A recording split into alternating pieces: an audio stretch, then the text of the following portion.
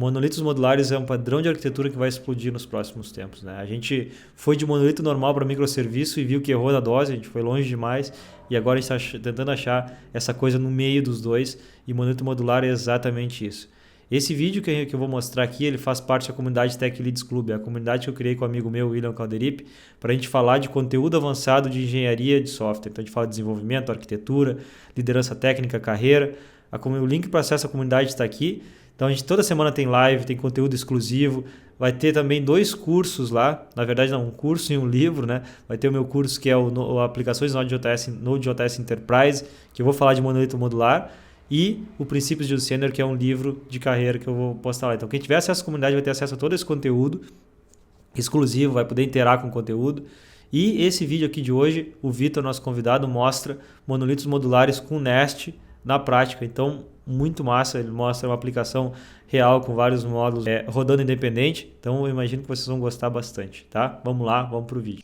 Massa, então, vamos tocar aí, conforme o pessoal for entrando aí, vai vendo. Então, hoje a live é sobre monolito modular, então é uma coisa que está começando a ficar em alta já, a gente já vem tocando nisso aí há um tempo. Eu e o Vitor, a gente está trabalhando, eu trabalho na empresa de consultoria que o Vitor está trabalhando e tal, e a gente está trabalhando com um monolito modular, vai usar um projeto. O Vitor já é uma pessoa que trabalhou, bom, depois dá um pouco de background aí, Vitor, mas é uma pessoa que já trabalhou Boa. em vários contextos, já pegou bastante situações similares, e aí eu pensei, pô, vou chamar ele lá, porque ele está tocando essa parte de arquitetar a versão inicial do software lá que a gente está fazendo, e tá bem massa, indo bem na linha que eu acho que é legal, assim, além da parte do monolito modular, a gente vai ver um pouco de arquitetura, assim, uma arquitetura mais avançada, então vai ser uma live bem massa. Lembrando que vai ficar gravado, então se alguém quiser voltar aqui e ver depois as coisas que foram feitas lá e tal, vai estar disponível. E é isso aí, Vitor, é contigo. Te apresenta aí e toca a ficha. Boa, boa. Inclusive, depois, só fazendo adendo, pô, quiser tirar uma dúvida no privado ali mesmo, chamar e tal, quiser bater um papo, fica super à vontade aí também de chamar. Isso. Manda tuas redes Boa. depois no chatzinho ali. E outra coisa, cara, qualquer momento que alguém quiser perguntar alguma coisa, tem uma mãozinha aqui embaixo, aperta aqui, que aí ele vai ser notificado que alguém levantou a mão, daí pergunta ali. É Boa. importante, tipo, a ideia aqui É da ser dinâmico, comunidade e cara. tal Não é sei se vai ser falar, não. dinâmico. Então pode perguntar e tal. Tranquilo. Não esquece de Boa. baixar a mãozinha depois que Isso. Verdade. senão fica Boa, tem perdido isso. aqui. Boa, boa. Então, galera, prazer estar falando com vocês. É a primeira de muitas, eu espero, tipo, de calls que a gente vai fazer aqui, né, de live e tal. E, cara, a ideia é, como o Valdemar falou, né, a gente falar sobre monolito modular. De background técnico, assim, eu já tô na área já faz bastante tempo, assim, acho que lá desde 2010, mais ou menos, foi quando eu comecei. E, cara, assim, eu já passei por situações das mais variadas possíveis. Geralmente, nos últimos 6, 7 anos, eu trabalhei muito no cenário de fintech, então passei por desde coisas de monolito legado horrível de se manter, até fazer microserviço do zero e dar muito bom, e às vezes dá muito errado também. Então, já codei coisas bem próximas do que eu vou mostrar aqui também, tipo de monolito modular e tal. O cenário foi na Stone, lá na API de crédito dos caras, que é basicamente toda feita em .NET, que lembra um pouco do que a gente vai mostrar aqui com o Nest também, mas bem nessa linha de monolito modular, usando CQRS, Web Source e tudo mais. Então, o background técnico é mais ou menos esse aí. E nos últimos anos também estou muito focado em Node, não foi nada pensado, causal, direcionado, mas acabou acontecendo. Tipo, essas fintechs em geral trabalham muito com o cenário de I/O, né? I/O em rede, I/O em fila em geral, I/O em banco, geralmente muito I/O. E acaba que o Node brilha relativamente bem nesse cenário. Então a ideia é a gente dar uma passada. Então, só para ter uma noção aqui, todo mundo está familiarizado com o Node e com o Nest, ou com um ou com o outro, só para ter noção assim. Eu estou vendo vocês no chat aí, só para. Tem um chatzinho aqui, galera. Opa. Beleza, eu vou dar um overview bem rápido aqui sobre, tipo, como é o Nest, como ele funciona e tal, mas só para pegar a ideia, né? Tudo começa, deixa eu botar o bootstrap aqui da aplicação, tudo começa com no bootstrap da aplicação, né? Tem uma factory, que basicamente ela lida com tudo que é injeção de dependência.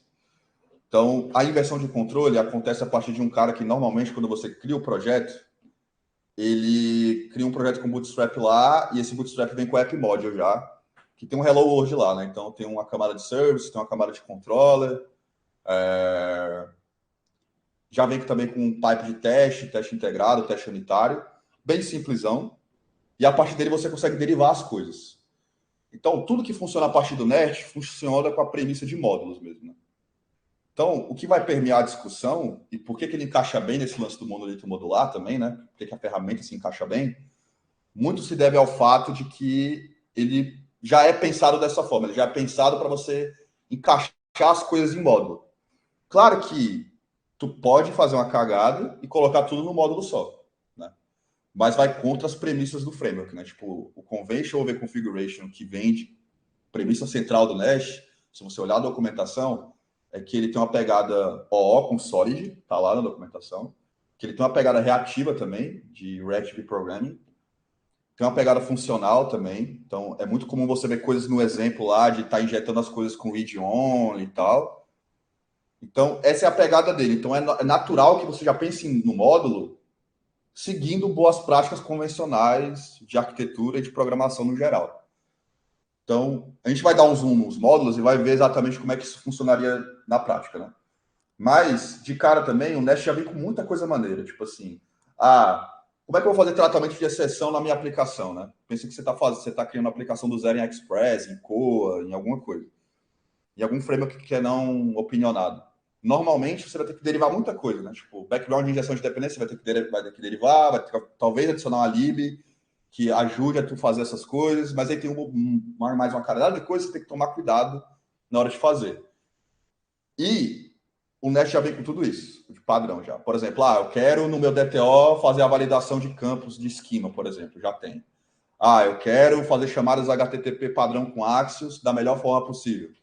Já tem também isso. Eu quero fazer retry com chamada HTTP, já tem. Eu quero usar algum sistema de mensageria usando Redis, por exemplo. Aí tem um Bull lá que ele tem um wrapper por cima da lib. Quero usar Kafka, ele também tem um wrapper por cima do Kafka. Quero usar gRPC, tem também já coisa bem imbuída legal dentro do framework. Então tem muita coisa no ecossistema que é maneiro. E nos últimos anos aí dá para dizer que ele meio que tomou a frente assim, né, do mercado. Antigamente a galera falava muito em Adonis, falava em Sales, falava em alguns frameworks do mercado. Hoje o Nest está bem dominante, assim. Se você for olhar lá, tipo, acho que até o próprio cara que é o mantenedor, que é o Camil, acho o nome dele, ele colocou no Twitter que, de longe, o repositório que mais tem sido baixado no ecossistema Node parece ser o Nest, né, no NPM. Então ele é bem maneiro por isso, e ele vai cair como uma luva aqui para a gente pensar arquitetura modular e tal. Então a gente vai dar um zoom aqui no App Module. Então tudo começa a partir desse App Module, né? Vamos Ô, Vitor, só abstrair. para. Eu te esqueci de falar no início, de falar ali. Tentar se manter dentro de uma hora, tá? A gente começou seis e Boa, meia, boa. ali pro 7h30 por aí. Tá, beleza. Tempo suficiente.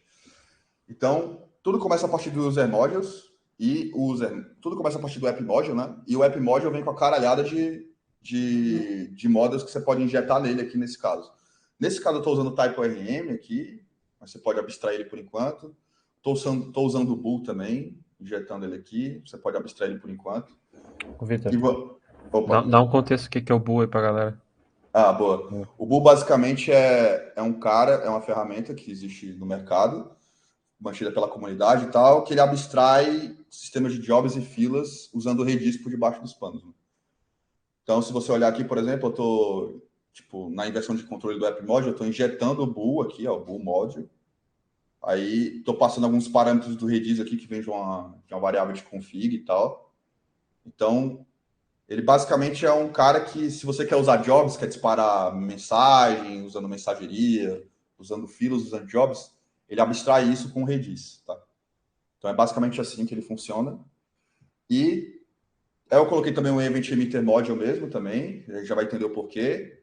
E aí vamos dar algum zoom aqui em um dos módulos, né? Deixa eu só fazer uma parada aqui, rapidão. Deixa eu ver aqui.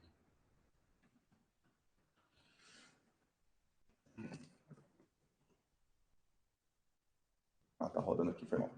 Só para ver se já estava rodando o projeto, para a gente ganhar tempo. Para ficar rodando.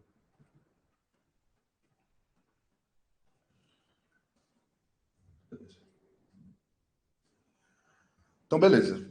E aí, a gente vai dar o zoom em um dos módulos, né? pensa que esse módulo aqui já começa com aquela ideia de... Eu vou dar uma overview aqui pelos folders também, para a gente ficar bem para entender de boa. Então, basicamente, ó, tem 3 módulos nessa aplicação, né? Então, o módulo você pode pensar como um pacote que envolve um domínio, que vai representar algo que tem a ver com o seu negócio em si. E aí o domínio eu estou representando a parte de entidades, models, repositórios e o service dele.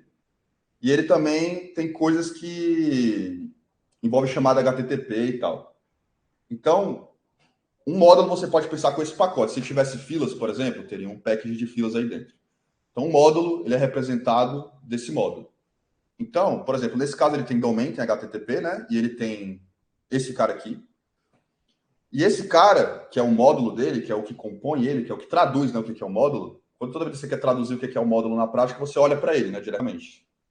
E os emojis, basicamente, ele registra uma fila, que é uma fila chamada de users, e tem um controller também, que faz chamada REST, a gente vai entrar em detalhe nele, e ele também tipo, bate no TypeORM lá para fazer coisas no banco de dados e tal, e além disso tem uma layer também de GraphQL aqui usando o Apollo, né? Então, esse módulo faz isso. Aí vamos dar um zoom no outro agora, né? Então, um outro módulo aqui, ele é parecido, só que ele não lida com HTTP, ele lida com filas. E somente com filas. E aí, ele também faz coisas no Mongo, que é um outro módulo aqui, ó, tipo... Então, ele faz coisas com Mongo aqui, usando Mongoose e tal. E tem uma fila aqui também que consome uma mensagem que foi disparada lá pelo outro módulo, né? Então, perceba que esse módulo aqui em particular, ele poderia ser segregado. A responsabilidade dele é bem isolada, né? Tipo, ele é como se fosse meio que um back-office aqui. Tipo, usuários estão entrando dentro da plataforma, eu tenho que aprovar, olhar para o limite de crédito dele, por exemplo, e ver se faz sentido aprovar esse cliente ou não para entrar dentro do sistema de crédito, por exemplo. E tem um outro módulo aqui também, que esse aqui ele está bem genérico, tá? Ele só tem um Hello World aqui, ó, vocês vão ver. Hello Crash Engine, que foi a mesma apresentação que a gente mostrou lá para o cliente, lá para convencer ele de que ele não precisaria ir para microserviço de cara. Mas foi só para mostrar que vamos supor que esse módulo aqui, em particular, ele é um cara que ele recebe muita carga, faz sentido ter um PO só para esse cara, um time específico só para esse cara, porque ele tem regras de negócios complicados. Ele faz coisas bem pontuais, específicas, que necessitam de ter um time mantendo esse cara num longo tempo. E daqui a um tempo é bem provável que esse cara vire um serviço apartado e tudo mais. Vamos supor que seja esse cenário, né? Então, nesse cenário em particular, vai ser maneiro para mostrar como é que faz para rodar esse módulo isolado num container à parte, talvez até em outro cluster. Tipo, um roda no SS, o outro roda no EKS, por exemplo, só para a gente esticar a baladeira, né? Então, são basicamente 3 módulos. Aí a gente vai dar um zoom deles, rapidão, só para a gente entender melhor. Até aqui tá tudo de boa, né, galera? Tem alguma dúvida? Se vocês não perguntarem, eu vou falando, beleza? Mas qualquer coisa, levanta a mão que eu tô acompanhando. Então, beleza. E aí, vamos olhar para a parte da HTTP, né? Que é maneiro. A parte da HTTP, eu vou ter um resolver, que representa basicamente seria aí fazendo a equivalência por analogia, seria equivalente a você ter um controller no mundo REST lá, só que no GraphQL, né? Que tem basicamente mutations e queries. E tem um controller que é o REST tradicional, né? Vamos olhar para o controller primeiro. Então, o controller primeiro, tipo, ele... só antes disso, desculpa. É bom, já, beleza, a gente deu um overview aqui sobre os módulos, né? Vamos falar sobre coisas que também são cross, né? Que às vezes, você pode pensar até como que é a parte common aqui, ó. Que você pode pensar que, que é uma parte maneira de também falar de monolito modular, né? Que você não precisa sair pensando de cara em libs, por exemplo. Que coisa faz sentido ser lib, que coisa não faz, né? Essa discussão no dia 1 é meio maçante, porque você sabe que vai ter coisas que vão ser... Que é maneiro ser lib compartilhada, mas talvez tem outras coisas que talvez não fazem tanto. E também cria um nível de acoplamento entre os serviços, né? Que toda vez que você está mantendo uma lib, você tem que olhar para todos os serviços e tudo mais. Então, tem uma série de coisas que você tem que tomar cuidado no dia 1 que talvez você não precise. De cara, você não vai precisar disso, se preocupar com isso. Você tem um módulo aqui, que é um módulo que pode ser que é um módulo compartilhado entre eles, que, por exemplo, tem um log emoji aqui, certo? Ele exporta um provider, que é o log service, que o Nest, isso é bacana do Nest também, que se você não exportar nada dentro do módulo, quem for importar esse módulo não consegue usar o provider que está sendo exportado. Então, se você não exportar, a premissa está encapsulada e vedada ao módulo. Uma prática de OO bacana, até falei no início da talk, que tipo, é muito fundamental que você entenda que ele meio que segue o princípio de OO à risca, assim. E então, quando você for pensar no seu módulo, pensa no que você vai querer exportar, porque é maneiro você exportar o mínimo de coisas possíveis, né? Não exportar tudo e tal. Então, o princípio de encapsulamento mesmo e tal. Então, por exemplo, ó, no Logger Service aqui, só para mostrar rapidão, é uma parada que inclusive a gente vai usar em produção. Já usei esse cara, por exemplo, em produção já. Que ele basicamente ele é um wrapper por cima do Winston aqui, que é ali que o Nash dá, né? Ele tem um scope transiente de injeção de dependência. Não precisa entrar muito em detalhe, mas tem 3 tipos de scopes lá dentro do Nash. O default, o request e o transiente. O request é o singleton padrão, ele já deixa como... Ou seja, toda vida que sua aplicação foi startada, só um objeto é criado a partir da injeção de dependência. Toda vida que você for usar esse cara, sempre vai ter uma instância única. E o transiente é que ele cria uma instância toda vida que esse módulo for compartilhado. Então, nesse caso aqui tá transiente por conta de log. E aí, beleza, ele faz umas coisas aqui e tal. Isso daqui poderia ser uma lib. Ó. Isso aqui poderia ser uma lib compartilhada, por exemplo, né? Onde você, em vários serviços, vai querer padronizar a forma de log e tal. Poderia ser um exemplo. Pode falar aí, Valdemar. Manda bala. Todos os módulos são singleton, né? Tu falou, acho que isso uma vez, né? Isso é uma coisa interessante também, né? São. Todos, por padrão, são singles. Se você não declarar nada, se você deixar assim, ele é singleton por natureza. Ou seja, ele inicia, quando a app inicia aquela instância daquele módulo e ele vai ficar lá para sempre. Aquele módulo, no caso, no service, ou tudo que for ali, o provider, todas essas coisas são singleton por padrão, então, né? Isso, são singleton por padrão, exato. Então, beleza. Aí tem esse cara aqui que é um lib que poderia ser compartilhado, né? Poderia ser você tem um monorepo lá padrão, por exemplo, com microserviços lá dentro do projeto. Provavelmente teria um package desse, assim, common, com várias libs lá dentro, né? No NPM. Então, esse aqui é um exemplo. Aí, o outro cara também é que, tipo assim, vamos supor que você queira padronizar os filtros de exceção que está acontecendo na aplicação. Toda vez que alguém estoura um exception, você não quer ficar espalhando try catch no código inteiro. Então, só em casos pontuais mesmo que às vezes precisa, né? Vai fazer um retry, por exemplo, ou vai fazer algo do tipo. Você precisa ter um try catch lá para... Ou porque precisa, tipo, você quer pegar o catch do erro lá para fazer algum tratamento de regra de negócio, que tem que ser naquele service, naquele command handler, por exemplo, dependendo da sua arquitetura, né? Então, pode ser interessante você tratar lá. Mas, em regra geral, você sempre vai usar coisas que o Nash usa como padrão para isso, que é o exception filter. Ele chama de exception filter. Que é basicamente você criar filtros de exceções. E aí, nesse caso, eu padronizei que na minha aplicação inteira eu vou ter esse cara como exception filter. Dá para fazer outra parada também, que é o ponto de injeção lá do controller. Tem como você colocar esse cara aqui também. Tipo, eu quero colocar o filtro só aqui. Aí tem uma parada lá que eu não lembro agora, que eu tenho que... é esse aqui, ó. Use filters. Ó. Aí você pode fazer isso e passar o All Exception Filter aqui, ele injeta para você e fica só nesse ciclo aqui.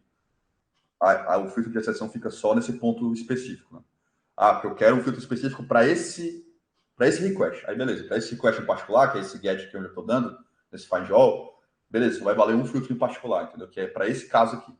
Então ele é bem maneiro por conta disso, assim, tipo, dá para você atingir o santo grau do Solid, assim, com esses caras, né?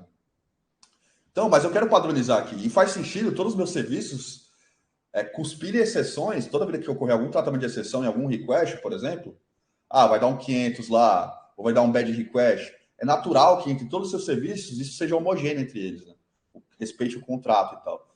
Então, você vai querer colocar isso em todos os serviços, vai querer espalhar esse código, ou você vai duplicar em todos os cantos, que é uma prática até maneira em microserviços, para você não deixar todos os serviços acoplados a um ponto central de falha, que talvez seja uma lib. Tem gente que gosta, tem gente que não gosta, é meio polêmico, não vou entrar nesse mérito, né? Mas você pode fazer assim, ou você pode só, tipo, seguir essa boa prática, que é, beleza, cara, no monolito modular a gente pode ter essa prática de arquitetura, que é coisas que são cross, você deixa aqui dentro desse pacote de common aqui, e segue o baile, né? Outras coisas que são maneiras, ó, aqui dentro, que eu coloquei a nomenclatura assim, né? User Created Event, que é para coisas que são eventos, que a gente vai ver já, que é quando você quer publicar uma mensagem numa fila, por exemplo, ou num job, e quem for consumir essa mensagem vai querer consumir no mesmo tipo de contrato que está aqui, né? É o natural. eu vou publicar uma mensagem no esquema, quem vai receber do outro lado, que é o consumidor, a gente vai ver que vai ser o próprio outro, vai ser aquele outro módulo, né, que eu vou mostrar. Vocês vão ver que eu vou usar esse cara aqui, que é esse esquema aqui, né, de resposta. Então é bem maneiro por conta disso. Você pode colocar validações aqui, né? Pode colocar um class validate. Só quero receber determinado tipo de evento que seja exatamente com nome, não pode ser vazio. Tem que seguir, por exemplo, no caso do e-mail, né? Tem que ser um e-mail válido e tal. Que eu vou até mostrar também, né? Tipo, os detalhes disso. Então, é bem maneiro por conta disso. Você ganha essa velocidade, né, de produção. Tipo, os módulos aqui, como o Valdemar falou, né, na apresentação passada dele, dá para você definir muito bem o que cada contexto representa na prática. Né? Tipo, beleza, eu tenho um módulo aqui, que ele é um pacote de certas coisas que eu conheço bem e tal time vai manter ele. Cara, tá muito simples de fazer isso. Muito simples mesmo. É só você olhar direto para o módulo. Você quer segregar times, quer fazer do jeito que você faria em microserviços, com a mesma code base, dá para você ter uma política muito parecida de como você vai tratar, né, a gestão desses times e tal. Aqui é muito mais pensando em time ainda do que technique de escalabilidade e tal, que a gente vai entrar nisso também. Mas beleza, vamos voltar aqui para o user module rapidinho, já dei uma passada por todos os pacotes. Esse pacote de inversão de controle aqui é só para deixar explícito na aplicação, onde se resolve todas as dependências, que é o ponto central de onde acontece todas as injeções, né, e tal, a inversão de controle em si. E beleza. E aí vocês vão ver que eu coloquei 2 mains aqui. E esse main aqui ele é importante porque é aqui que você separaria no pipe de CI/CD da sua aplicação a maneira de como você dispararia, e aí começa a complicar, né? Que é um ponto negativo que o Aldemar falou na apresentação dele. Que é, beleza, o bootstrap da aplicação, que é basicamente onde vai ocorrer a inversão de controle, onde eu vou colocar os pipes, né, de filtro de exceção. Eu vou falar tipo, prefixo, né, de coisas que envolve REST e tal. Tudo que você vai colocar de ponto global vai estar nesse main. Mas eu tenho outro main aqui também, que ele faz basicamente a mesma coisa, só que ele tem só um módulo. E eu quero subir só esse módulo no container. Então, eu até coloquei outras portas aqui que eu vou rodar local, né? Então, você vai ver que, tipo, quando eu for subir um módulo, ele vem basicamente clean, só com um módulo, basicamente. E o outro vem com a cara de módulos, né? Porque toda a aplicação rodando, exceto o módulo de crédito. Então, aqui, ó, só para deixar claro, tem um dependências aqui no Docker aqui, tipo, que tem 3 dependências rodando, no caso, o Mongo, Postgres e o Redis para fila. E se eu der um start dev aqui, ó, ele vai carregar todos os módulos, né, batendo lá e tal. Beleza, subiu, tá lá. E ó, a caralhada de coisas que vem aqui dentro, né? Tem o TypeRM, vem o Mongoose, vem o Event Emitter Module, vem o Book que se comunica com o Redis, vem o GraphQL e tal. Se eu for carregar outro, ele já está carregado. Vou subir aqui para vocês verem. Ó. Eu botei o comando lá no npm, né? Coloquei o crash start dev e eu estou subindo só esse módulo em particular com basicamente uma dependência, que é a dependência do crash module. Então foi muito mais liso subir ela e seria ela que a gente segregaria para subir num container à parte, onde pode ser inclusive outro cluster, igual eu falei. Então beleza, voltando para o código aqui rapidão. Se a gente der um zoom aqui no módulo, a gente vai olhar para o controller dele, igual eu falei. Então, ele tem um user service, né? Então, ele injeta um user service. Esse private read only aqui você não precisaria fazer isso, mas né, normalmente a documentação do Nest dá umas coisas mais ou menos assim, encapsuladas e read only. Tipo, é uma boa prática, né? E aí o service aqui, ó, tipo, antes de entrar no service, no controller, que é um post, eu vou inclusive executar também esse post para vocês verem, né? Criando o user no banco e tal, ele tem um DTO aqui, né? Esse DTO aqui, ele é maneiro, porque esse DTO ele tem tanto coisas que envolvem REST, como coisas que envolvem GraphQL. Então, eu decidi separar aqui, tipo, o que é o esquema de como você cria um usuário, né? Então, tipo, aqui determina a intenção de mudança de estado, né?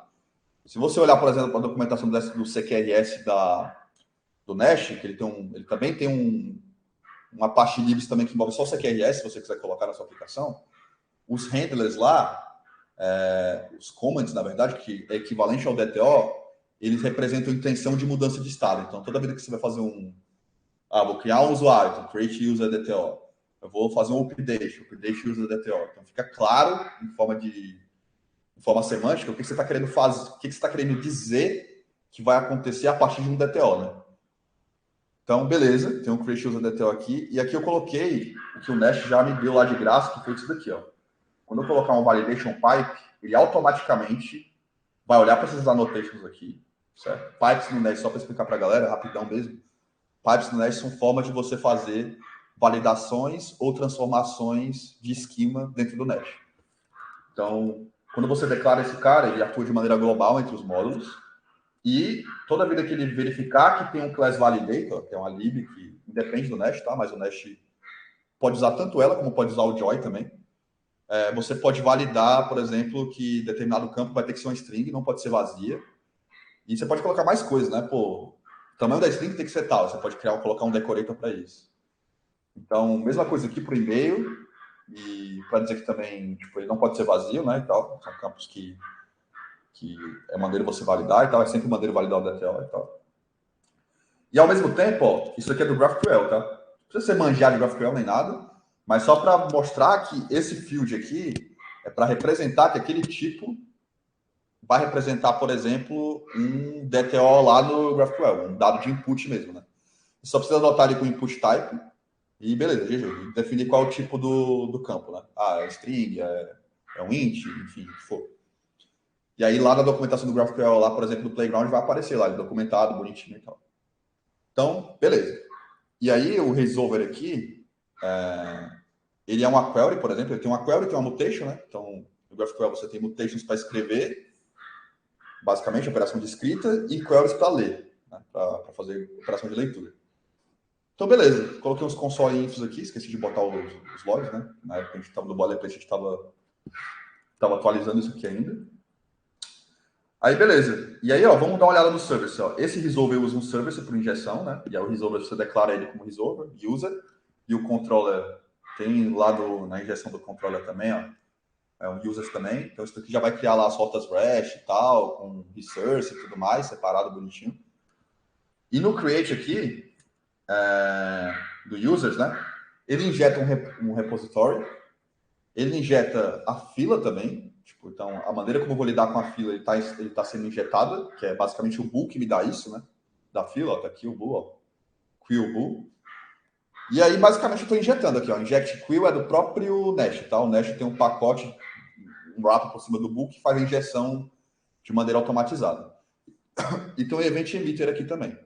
Então, tem 3 caras sendo injetados por inversão de controle aqui e tal, né? Usando injeção de dependência. Então, beleza. E aí, basicamente, o que eu faço aqui? Eu extraio, a partir do DTL que já foi validado, o nome e o e-mail, dou um create lá, beleza? Com o user DTO. E aí é que eu disparando alguns eventos aqui, né? Tipo, um é a partir do event emitter, ou seja, esse evento aqui é um barramento em memória, tá? E o outro é com a fila do bool, certo? Então, o bool aqui, eu tô dando um created aqui, tipo, tô colocando essa nomenclatura, né? Para dizer que um usuário foi criado e alguém vai consumir esse evento. E aí tem o outro cara, você pode inclusive ter um pacote só de constantes e tal, né? Para deixar esses mel aqui, tipo, no código, não, nessas strings jogadas, para ficar bonitinho e tal. Pode ser inclusive algo que está em common, né? Porque quem for consumir esse cara vai consumir com esse mesmo tipo de string, né? Então talvez seja até maneira de deixar em common lá também. E aí, beleza, os eventos aqui. Então, beleza, uma vez que eu criei um usuário, eu vou basicamente, tipo, gerar alguns eventos. Por que eu coloquei o event emitter aqui? É para mostrar que a sua arquitetura ela está pronta para receber qualquer tipo de barramento de evento, qualquer tipo de sistema de mensageria, de fila e tal. E que está muito fácil injetar e que está muito fácil também você segregar coisas asyncs entre os módulos. Porque tem um módulo que fala só com fila, ele só consome coisas da fila, igual eu mostrei, né? E tem um que está tanto criando coisas do usuário, tipo, né, no repositório e tal, e gerando, tipo, dando broadcast para alguém, né, que vai consumir esses eventos. Então, até aqui, beleza, né, galera? Então, basicamente, publicando mensagem da fila e salvando no banco com o type ORM, tá? Tranquilo até aqui? Cara, Manda bala. só para adicionar aqui que para quem não estava na última, né? Na última a gente bateu bastante na diferença entre microserviço e monolito modular, né? E agora chegou nessa parte aí que eu acho que é a parte massa da modularização, né? Pô, tu tem separado ali users, credit engine, que são módulos tipo separados, e eles não se comunicam diretamente. Essa que é a grande sacada, né? Eles se comunicam Uhum. como se fosse fazer uma arquitetura de microserviço da maneira certa, pôr com um evento, depender o mínimo possível de request síncrona. A mesma coisa acontece aí, né? Tu já pensa assim, pô, eu vou lançar um evento que, em vez de eu chamar diretamente outro módulo e acoplar, eu lanço um Uhum. evento, ele escuta, pega o que quiser. Então, tipo, essa parada que tá mostrando é muito legal, né? Cara, do dia um já vai pensando nas coisas de uma forma desacoplada e tal, mas ao mesmo tempo tá dentro do mesmo code base. Se tu errar, dá para ajustar, né? Então, isso eu achei bem massa. E vale esse adendo que é maneiro também, porque assim, acho que a grande diferença desse mindset de você olhar para monolito modular é que você pensa nas paradas já pensando em desacoplar e já pensando também em possíveis mudanças graduais que podem acontecer no futuro, né? Então, no seu dia 1, você não está jogando tudo lá num pacote só. Beleza, poder usar módulos aqui e seguir o baile com o monolito, poderia ser uma situação também bem boa e tal, e evoluir, escalar, tranquilo. Só que o problema é que, putz, agora faz sentido a gente pensar em segregação de banco. Aqui já está preparado, entendeu? Porque no outro módulo que eu mostrei, a gente está usando o Mongo lá, por exemplo. A gente poderia, por exemplo, segregar, usar o Postgres na RDS e segregar as bases, entendeu? Tranquilamente, assim, apontando para bases diferentes do RDS, por exemplo. Então, a diferença está na forma como você pensa e estrutura, né? Então, essa é a parada. Assim. Aqui, por exemplo, está tudo assim que via fila, por exemplo. Mas no outro módulo lá, não quero fazer chamada remota, eu quero só usar um módulo que está em common, por exemplo, ou que está em outro módulo. É tranquilo fazer isso. Pô, pode falar, Yuri. Não, essa era a minha próxima pergunta, né? Porque a gente sabe que só comunicação assíncrona às vezes não é possível. E aí, como é que tu faria para fazer essa comunicação síncrona, né? Entre módulos? Boa, seria uma chamada tradicional mesmo. Tipo, tu não precisaria. Tipo, tu não precisa fazer uma chamada HTTP, não faz sentido, né? Você está na mesma code base, a não ser que você segregue de fato os módulos, eles vão rodar em containers diferentes. Aí beleza, é uma chamada HTTP porque tá em outra LB, outro cluster talvez e tal. Aí você faz uma chamada ainda da mesma VPC lá para o outro container, tranquilo. Mas nesse caso aqui, não tem porquê. Normalmente você faz chamadas não remotas tradicionais mesmo. Chama o método lá. A melhor, até o Valdemar falou isso, né? Que acho que foi até o Foller que falou que a melhor chamada remota é aquela que você não faz. Exato, essa daí. Com certeza. E é bem isso. Então, se for fazer algo sync, que você pode usar comunicação entre módulos, pô, importa o módulo, exporta só o serviço que você vai usar, né? Então, é bem essa Essa era a minha pegada. próxima pergunta, né? O que tu Esse define controle. Não, como, só vou como... botar ligeirinho nisso aí. Essa aí que o Vitor estava mostrando antes, que eu acho massa, que é a que a gente falou na última live também, que é, pô, tu tem um módulo, aí tu pode exportar dele um serviço só, e daquele serviço tu vê, só o método tal está sendo usado por outro módulo. Pô, se eles estão rodando no mesmo processo, como o Vitor falou, pô, tu tem comunicação direta entre eles, através da chamada. Mas se quiser que ele rode em processo diferente, rodar um módulo em cada processo, em cada máquina, por exemplo, tu transforma aquilo no API, tu sabe onde é que é, tá ligado? Aí tu vai ter uma chamada direta ali. Mas aí a gente entra na coisa de microserviço também, né? Chamada síncrona a gente tenta evitar o máximo possível. Daqui a pouco uma chamada síncrona é um reflexo que a tua arquitetura está dependendo de dados de um serviço que, na verdade, podia copiar para o serviço que precisa. Tem que pensar, né? Mas às vezes tem casos que não. Nesse caso aqui do Vitor, o exemplo aí que a gente está fazendo de Credit Engine é um exemplo na vida real, vai precisar de uma chamada remota direta, porque tu está fazendo um fluxo de usuário e tem que checar o crédito do usuário. Aí você vai bater no motor de crédito, vai me dizer qual é o crédito desse usuário. É uma chamada direta, você vai acontecer. E é ok, sabe, nesse caso. Sim, total, Perfeito. Aí, beleza, eu acho que, tipo, aqui já deu pra Tinha pegar outra o. coisa, William, acho que eu te cortei, desculpa. Não, de boa, era isso. E o que eu só queria adicionar ali que o interessante do Nest é isso, né? Que como ele te força a exportar os serviços na definição do módulo, isso te dá uma maneira de tu garantir com um teste unitário, né? Que tu não tá violando nenhuma regra de arquitetura que teu time definiu. Por exemplo, cara, tu não pode exportar nenhum repositório aqui. Porque aí tu vai estar violando, tipo, uma camada, né? Tu vai estar, tipo, dando um jump em uma das camadas que tu definiu na tua arquitetura lá que não deveria ser Perfeito, acessada. E isso é bem interessante, na verdade. É bem interessante. Ele facilita muito, né? Tipo, você pensar em. Você já é meio que forçado a pensar dessa forma, né? Então, é bem maneiro. E aí, só para ir concluindo o raciocínio, a gente vai executar e vai ver e tal. Posso mostrar também o GraphQL, vou mostrar aqui em Rust tradicional mesmo. Mas, mostrando aqui o User Management aqui. O módulo dele, como eu comentei, né? Ele está importando o Mongo aqui. Aqui eu fiquei só com preguiça mesmo. Eu poderia ter colocado em Env e tal, mas preguiça falou mais alto. Mas eu deixei a string chapada no código aqui, né, e tal. E estou importando o Mongo aqui nesse módulo, usando o log emoji, que eu estou importando lá do outro. Lembra, eu só posso usar o log service aqui dentro, porque eu dei um export lá no módulo de common, né? E aí, beleza, injetei o model aqui com o mongoose e tal, lá. Setei o contexto do log que está acontecendo aqui. E aqui no process eu tenho eu estou consumindo mensagem de duas filas diferentes, né? Que é o user created aqui e o email send aqui. Então, tipo, quando o e-mail é enviado, quando um usuário é criado, eu estou consumindo uma fila estou consumindo essa fila e vou, tipo, logar e vou fingir que eu estou enviando um e-mail aqui, certo? Então, o usuário foi registrado. Eu vou enviar um e-mail agora para eles que ele precisa confirmar que está se registrando e tal, coisa do tipo. Então, é bem maneiro isso. E aí, pô, desacoplei. Aqui é uma parada que a gente está pensando no modo full async de um modo que só tem um consumidor para uma fila. Né? Aí fica um exemplo legal assim, de a gente ver na prática. Né? E aí, beleza. Dado esses três modos, a gente executou. Vou executar aqui rapidão, não tem nada demais, né? Mas é bem maneiro de mostrar que os dois modos estão de pé, né? Beleza. Se eu bater lá no Price Engine lá, ele logou lá o hello e o create user aqui rapidão, ele vai me gerar um outro usuário, beleza? ID 70 e tal. E aí, se a gente for ver agora, os logs aqui, olha que maneiro. O event limit apareceu bem agora, né? Que eu coloquei um delay lá, um set timeout lá de 2 ou 3 segundos. E para mostrar que, tipo, eu bati no Management Processor aqui, beleza? Chamou um Verify e chamou o Send Mail, que são duas filas diferentes. Se eu quisesse derrubar esse cara e, por exemplo, eu vou até fazer um exemplo aqui que fica legal, né? Para a gente ver que na prática foi isso que aconteceu mesmo, né?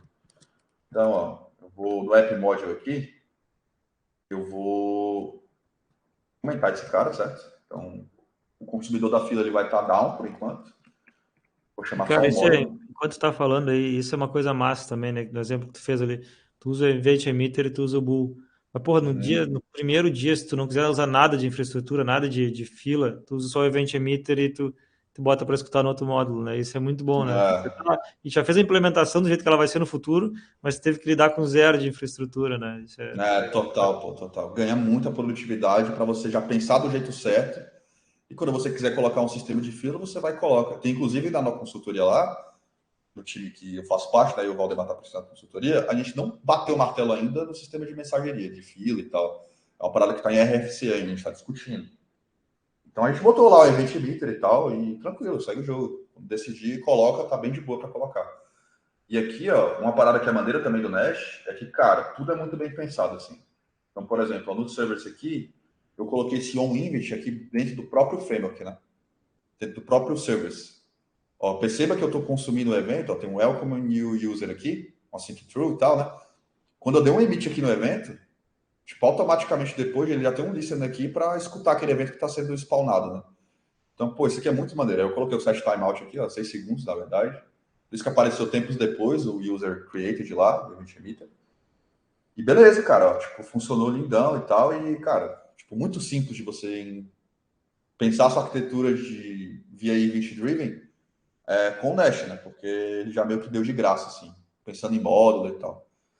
Então, só para mostrar, tipo, aqui, ó, eu comentei esse cara, né? Então, comentei, ele não vai carregar a fila lá. Então, beleza. Tranquilo. Se eu for criar aqui um usuário agora, Insomnia, ele criou, né? Se eu olhar aqui agora, vai aparecer depois o event emitter, que tipo, consumiu o evento. Beleza? Mas o bull mesmo, isso é maneiro. O bull ainda não rodou porque a fila tá down. Agora eu vou voltar lá pro código rapidão e comentar aqui, né? Beleza? É o que vai acontecer. Vou startar aqui de novo para ver isso.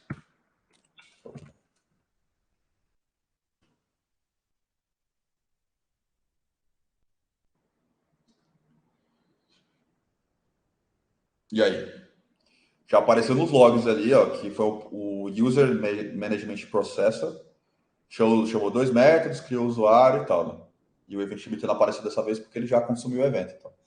Então, isso aqui é um exemplo de como planejar a arquitetura, né, velho? Tipo, e aqui também, ó, vou até mostrar para vocês. GraphQL também. Então, foi muito fácil, né? Vocês viram que eu só importei um método lá. Então, tem duas queries aqui, uma mutation, criar um usuário aqui. Beleza, criou, tal. Vou consumir também aqui um dado. Tá lá. Então, tipo, num módulo só, eu coloquei uma chamada REST nele, coloquei 1000 coisas lá dentro. E, ao mesmo tempo, segreguei os módulos, coloquei async, subi módulos de forma separada, sabe? Tipo, sem interdependência entre eles. Tipo, teve um módulo que não se comunica zero com os outros. Tipo, talvez se precisar, beleza, ele vai fazer uma chamada lá async, não remota mesmo, né? Só chamar o método mesmo e GG, só exportando o que você precisa. E quando precisar segregar, você vai substituir a chamada lá, tipo, do método, por uma chamada HTTP que o Nest já tem um padrão também para te prover disso. E além disso, aí eu tenho uma dependência mais fraca entre dois módulos, que é de maneira async. Beleza, eu sei fila. O Bull lá, por exemplo, faz muita coisa maneira, né? Você pode colocar a parte de concorrência. Eu quero 3 threads por I/O para esse tipo de fila aqui, por exemplo, a mais, porque tá engargalando, por exemplo, né, e tal. E aí, beleza, tá engargalando muito, cara. Preciso segregar esse cara de outros módulos, porque tem coisa em determinado nível do processo que está interferindo no response time da API, ou sei lá, outro custo alto. Quero fazer coisas agora que envolvem techniques mesmo, que precisa de microserviço e tal. Beleza, será que não é melhor a gente fazer igual a gente fez aqui agora? Que é containerizar, separar só o módulo que precisa e tudo mais? Então, cara, tipo assim, dá para fazer muita coisa, dá para deixar muito claro qual é a responsabilidade de cada módulo, né? Por time mesmo e tudo mais. E, cara, a gestão do time pode ser muito bem gerenciada, se bem pensado, né? De como vai ser a arquitetura desses módulos. Mas é aquela coisa, talvez o microserviço traga um pouco mais de vantagem nisso, porque você de cara está dando responsabilidades de um repositório que está apartado de uma infra que está segregada para aquele serviço, né? Então, talvez a alta disponibilidade, a maneira como você vai manter aquele serviço, seja ligeiramente melhor se for feita desse modo, né? Tipo, pensando nessa arquitetura. Mas os trade-offs provavelmente não compensam, assim. Dá para você fazer, tipo, numa escala de 0 a 10, você dá para escalar nível 9 com... Tô falando de time mesmo, no geral, né? De squads e tal, e tudo mais, usando o monolito modular.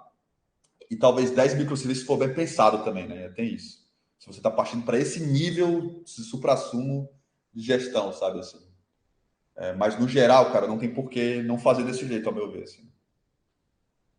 Cara, acho que eu mostrei tudo que eu queria mostrar. Tem mais uns 13 minutos aí, né? Pra gente discutir, tirar dúvida e tal. Mas era isso que eu tinha pra mostrar. Tá top, cara. Acho que deixa liberado Mas pra demais, galera. mano. Valeu. Cara, E aí? enquanto o pessoal tá pensando, cara, outra coisa que eu acho legal, assim, é que força muito a pensar também em como modularizar as coisas, né? Acho que o microserviço a gente olha para as coisas individuais, o serviço individual e pensa na estrutura dele. Mas no monolito modular é uma coisa que te força mais a, tipo, sei lá, estudar mais sobre DDD, sabe? Umas coisas que te ajudem a modelar um domínio melhor dentro de um code base, sabe? E eu acho bacana isso, assim, tipo, nessa linha de pensar melhor como Total. quebrar as coisas e tal, tu poder... Te força a usar aquela premissa do bounded context lá, né? Que, tipo, é você pensar muito bem quais são os limites, até onde você pode ir, o que depende do quê. É claro que a gente poderia, tipo, talvez dependendo do nível de senioridade do time, adotar de fato a prática, né? Pô, pensar em aggregate, pensar em subdomain, pensar em um monte de coisa, mas que no dia a dia mesmo interfere pouco, sabe? Dá para você, tipo, definir o que é o módulo, o que ele carrega como princípio. Uma vez que você definiu ele, aí você parte para uma abordagem, pô, vamos usar evento? Não vamos usar? Vai ser sync? Vai ser async? Aí tem uma discussão entre o time. Mas o que eu acho foda dessa abordagem é que desde o começo você está pensando desse jeito. Desde o começo. exato. Não é uma parada que você só jogou lá e um monolito e beleza, o legado fica para depois a gente vê. Né? Isso que eu acho foda. Não, exatamente. Bem massa, cara. Tu tem isso aí, esse repositório tá público no GitHub? Não tá, né? Esse código aí. Agora, até então estava só no GitLab lá da empresa. Eu dei umas mudadas aqui e tal, né? Vou ter que tirar coisa que envolve, tipo, coisas que envolvem o cliente e tal. Vou deixar bem cruzão mesmo em relação a isso. E aí eu vou, do jeito que tá aqui, eu vou upar lá no GitHub e eu coloco o link para todo mundo aí. Boa, boa. Aí Pô, bom demais. Boa. Mas Mas é bem maneiro, cara, assim. O Nest eu gosto muito dele, assim, é uma parada que ganhou o coração porque, cara, ele é muito bem, tipo assim, é muito finamente ajustado, sabe? Assim, você tem muita coisa pré-pronta, tem muita coisa assim de boa prática mesmo que o framework te força a usar, sabe? Essa foi uma das razões que a gente escolheu, né, o Nest na minha empresa também.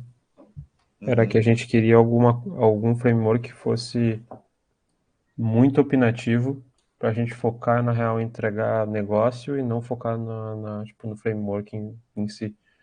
E, cara, o uhum, Nest veio que nem uma luva, assim, só, isso aqui que a gente precisava. Como ele é baseado em outros frameworks mais antigos, tipo Spring e o Laravel também, cara, foi bem suave, assim, sabe, tipo, de uhum. passar pra galera. Eu imagino, velho, é muito foda. É que ele não, ele é tipo, quando tu entende a lógica de modularização, é tudo faz sentido, né? Tipo, isso que eu acho legal. Aqui a gente falou de tipo de monolito modular, mas dá para fazer outra live falando só de modularização, porque isso é tipo, monolito modular é módulo no nível mais alto da aplicação, né? Macro, Então, né? tipo, mas tu vai das coisas que estava mostrando ali, tu tem, pô, a modularização dentro, tipo, dentro de um módulo, no caso ali, né? O que tu vai Aham. modular, o que tu não vai.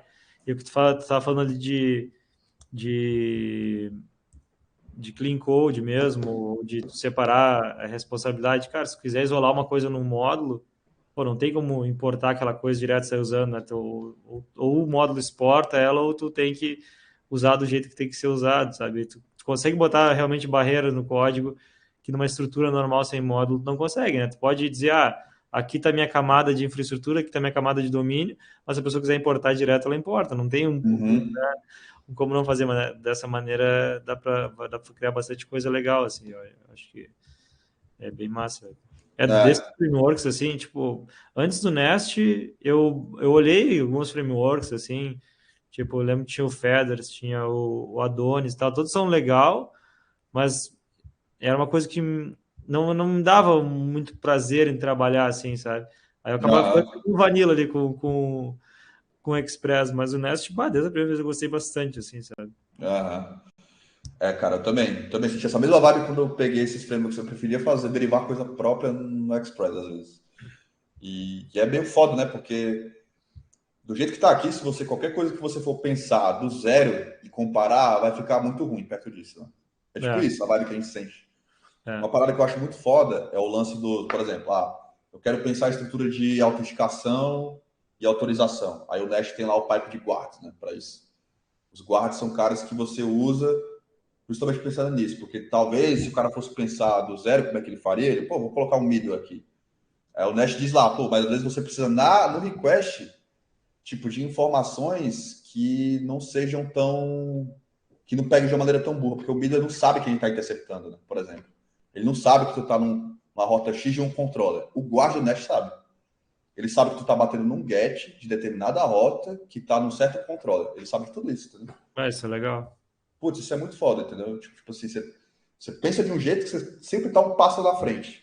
E ele tem milhas também. Pô, faz sentido, às vezes eu não preciso saber. Eu não preciso saber do contexto do que está acontecendo naquele request. Então, beleza. O Nest também tem milhas para isso. Uma Sim. coisa também que ele tem também, que eu acho muito foda também, é que essa parte de pipes, né, tipo de interceptors também, ele é muito maneiro, assim, você pode saber o que aconteceu no começo do request, e quando o request está prestes a terminar, você também sabe o que está acontecendo ali.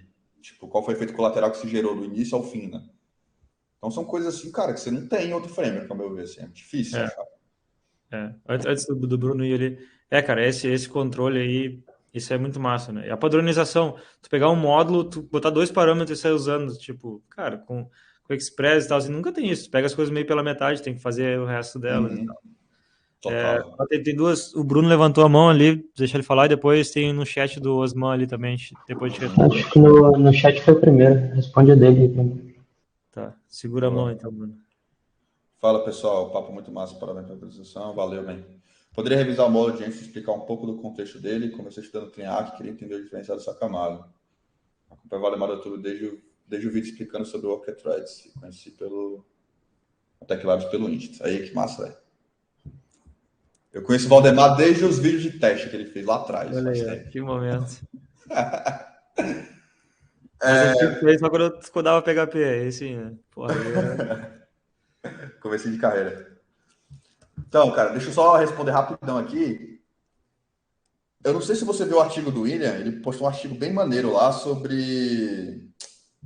Acho que foi sobre injeção de dependência, inversão de controle, usando o lance de interface, sabe? Tipo, um cenário bem próximo da realidade, assim, Liga aí, William, e pra nós. desacoplando as coisas. Acho que é bom ele linkar aí, porque eu usei a mesma premissa aqui. É Já bem mandei pra parecido. ele. Então, eu vou mostrar rapidão aqui, porque isso aqui daria outra toque, tá? Mas eu vou mostrar rapidão aqui que segue a premissa lá do CleanArch, que é a gente está separando aqui, a gente está, tipo assim, na prática a gente não faria isso, né? Que é, pô, vamos colocar uma camada agnóstica ao banco. Isso é muito difícil de se fazer. Mas a ideia aqui é a gente faria algo parecido assim, pô, quero fazer teste unitário. O ideal é que você não fique mocando tudo e fazendo stub de tudo, sem. Porque aí no fundo você está testando meio que o mock e o stub não, né? E não a regra de negócio em si. Então, o que é muito indicado às vezes é você emular em memória o banco. Né? Então, o que a gente fez aqui foi uma premissa um pouco disso, que é. Vou pegar aqui o TypeORM, tem 2 repositórios aqui diferentes, tá? Que é um em memory, certo? E o outro é o TypeORM mesmo. Então, ele implementa uma interface que é o Users Repository, aqui, certo?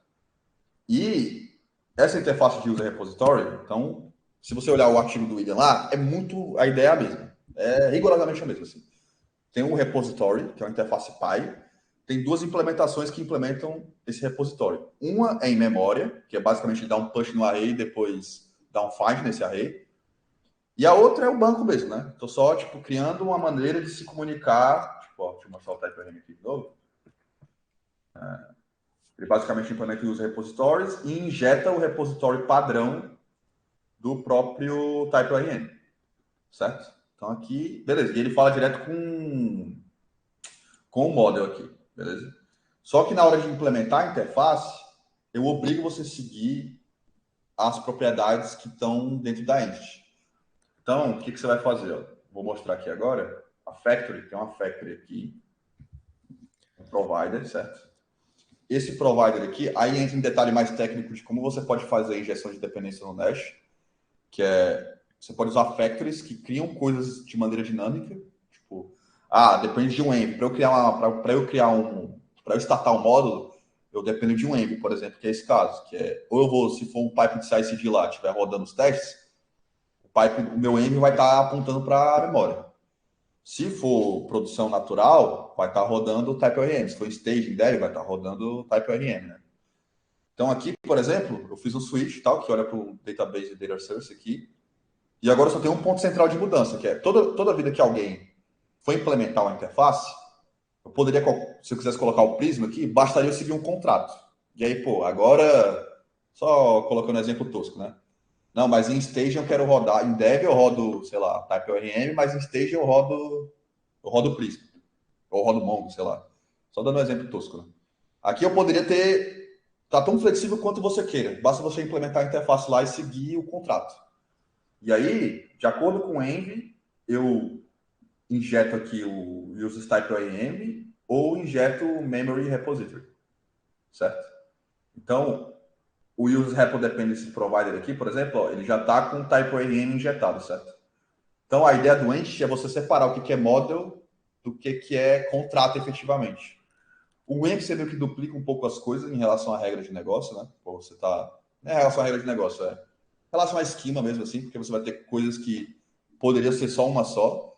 Na prática, você não faria isso que eu falei, né? Porque não faz muito sentido. Para fazer teste unitário em memória, são outras coisas mais sofisticadas e tal. Aqui foi mais para mostrar mesmo.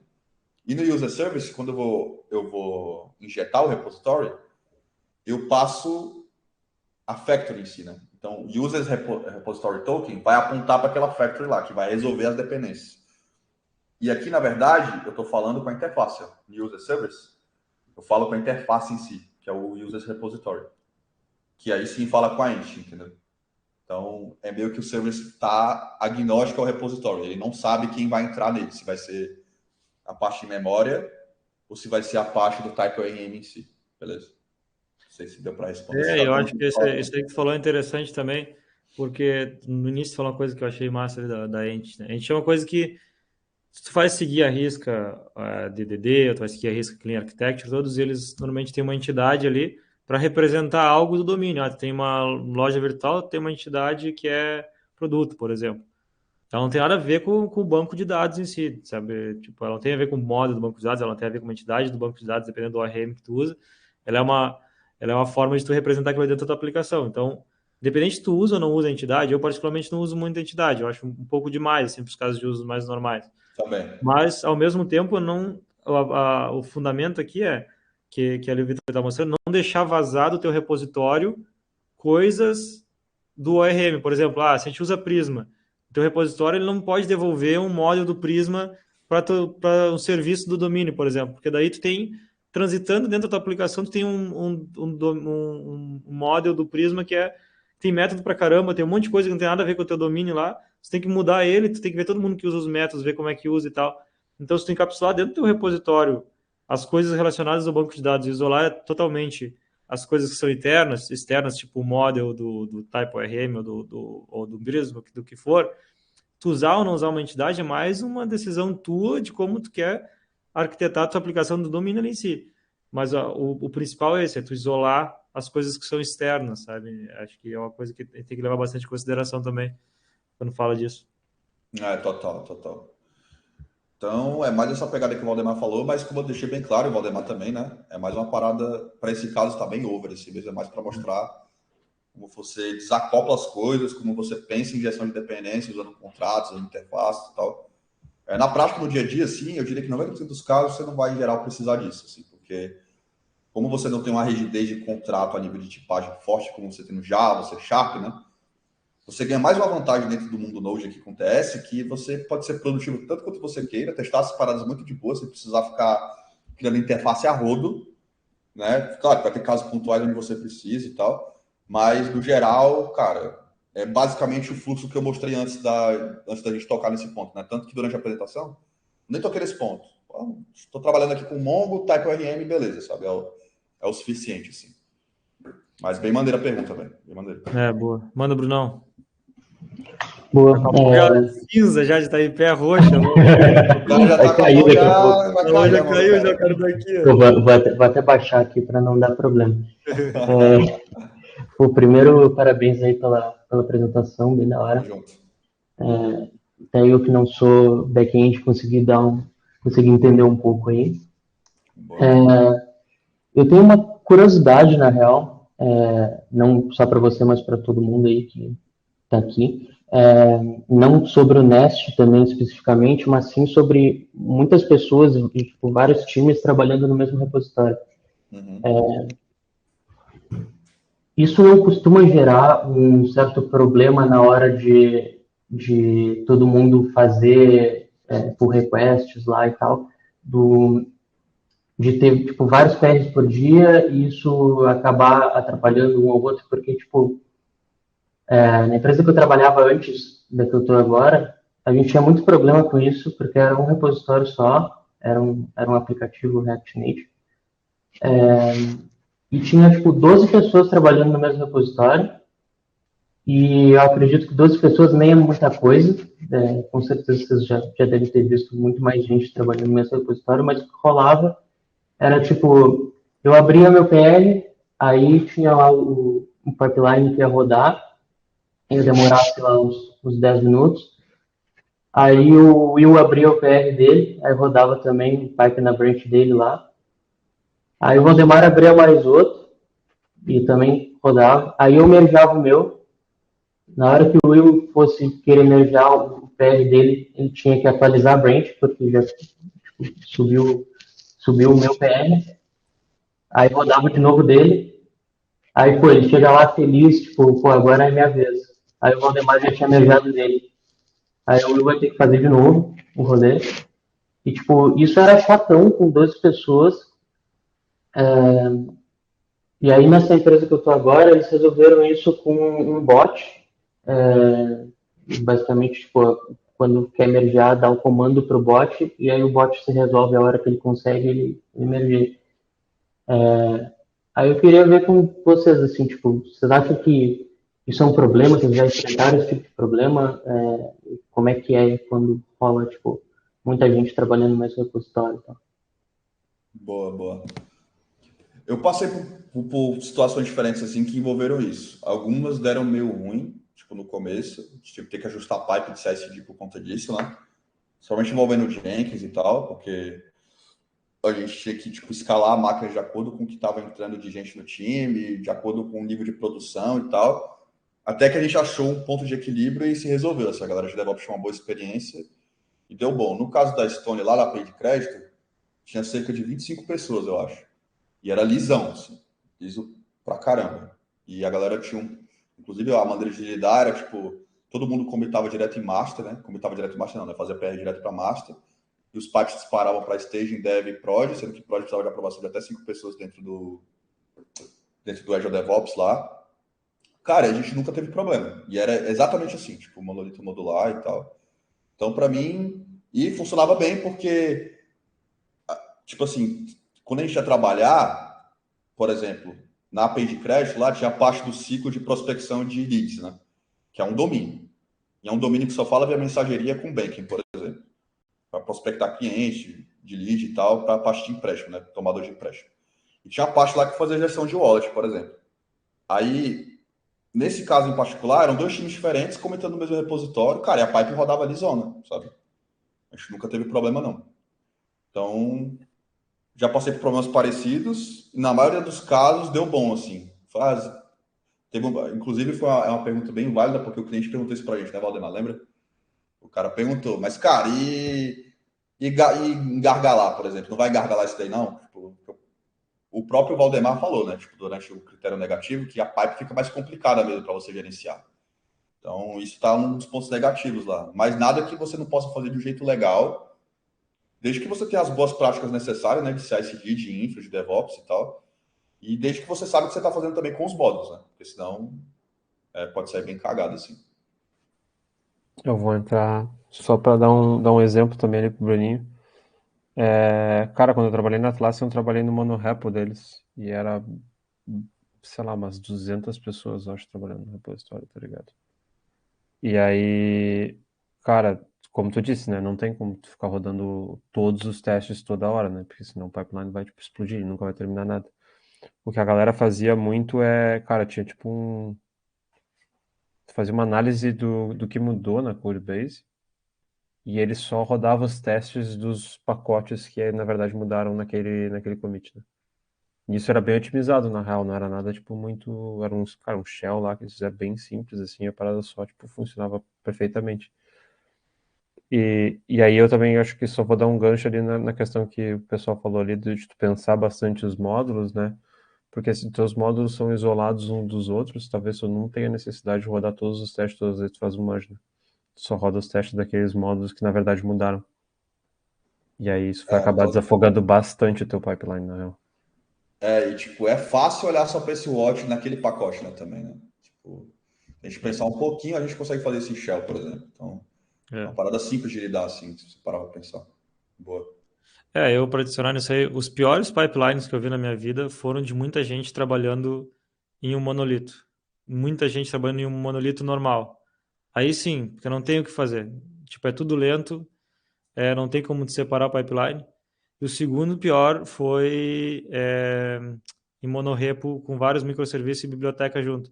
Porque daí cada vez que fazia build, tinha que fazer build de biblioteca, fazer release. Putz, era um inferno. Mas eu tô falando de mais de 100 pessoas no mesmo code base. Mas até chegar lá, de boa, assim. E daí, com o monolito modular, o momento que eu vi dar problema foi até o que eu falei lá pro cliente, foi quando deu separação a nível de organização. Tipo, chegou, no exemplo que tinha lá na Atlas, chegou mais ou menos umas 100 pessoas na organização e entrou um time nos Estados Unidos. Daí era foda porque se dava um problema na estrutura do pipeline, alguma coisa assim, por causa de um time que estava na Austrália, onde eu estava, dava um problema de comunicação e bloqueava outro time lá. E aí começou a ficar um problema de comunicação, assim, tipo, nem era tanto da estrutura, porque a estrutura, como o Vitor falou, a gente resolvia, fazia, essa foi só o módulo tal que alterou, roda só isso e tal, esse tipo de coisa, beleza. Mas quando dava um problema de estrutura do pipeline, alguma coisa assim, ou alguma coisa, tinha uma coisa flake, putz, aí era uma apontando o dedo pro outro. Aí aconteceu que, beleza, o time dos Estados Unidos vai tirar o módulo que eles operam aqui, que era o módulo de e-commerce, e vai botar para outro code base. Mas só que tem muita vantagem, né? Uma coisa que a tua pergunta é interessante, tem muita vantagem em estar no mesmo code base, porque o padrão é o mesmo, as regras de qualquer coisa de padrão de código são as mesmas. Então, quem trabalha em um módulo, trabalha em outro, né? Mas se tu não entra em microserviço, às vezes tu muda de microserviço, o código é totalmente diferente, sabe? Tu tem que estar fazendo onboard de novo. Então, esse balanço, assim, ele é uma coisa que tem que estar constantemente avaliando, assim. Mas essa pergunta é realmente a mais interessante. Eu acho que o único trade-off está aí, né? Tu tem um trabalho mais em infraestrutura ali, em CI/CD. Essa pergunta é a chave do ouro, né? É a chave, essa... É a chave do ouro. Boa, man. Muito bom. Cara, Vitor, muito obrigado, cara, de novo aí. Eu vou gravar isso aqui, eu vou postar, eu vou fazer os cortes também. Valeu a todo mundo que participou, foi muito massa. E bota no GitHub para nós lá e posta na comunidade. Pode deixar, E vai ser postar sim. massa pra caramba. Boa, galera. Beleza? Eu que agradeço aí a oportunidade. Tamo junto. Valeu. Em breve, deixa eu fazer só um adendo aí para Manda. vocês. Em breve eu vou abrir um canal aí no YouTube, tô preparando logo, fazendo uns... Olha aí, tá louco, Vitor, youtuber. Vou virar youtuber, pô. Seguir os princípios de Valdemar. Isso. Foi, compartilha na Valdemar vai fazer um curso agora de youtuber também. O curso é esse. Como virar youtuber. Tamo junto, galera. Pô, massa demais, cara. Bota Valeu. na comunidade depois lá. Boa, Valeu. claro. O primeiro anúncio vai ser lá. Isso, valeu. Tamo junto. Valeu, galera. Obrigado. Um abraço, falou. Falou, né?